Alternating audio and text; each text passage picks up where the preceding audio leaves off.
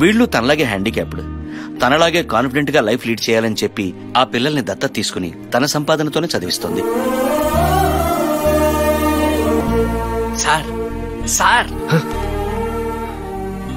ఏంటా రెడ్డి, ఈ అమ్మాయి క్యారెక్టరైజేషన్ మన క్యారెక్టర్ డిస్టర్బ్ చేసేలాగుంది. పద పద. ఐజీ కాశీ గారిని కూడా మనతో కలిపేసుకుంటే పెద్ద మొత్తంలో నొక్కేయచ్చు. కలిపేసుకోరా, టోటల్ స్టేట్ డిపార్ట్మెంట్ నే కలిపేసుకో. Okay sir.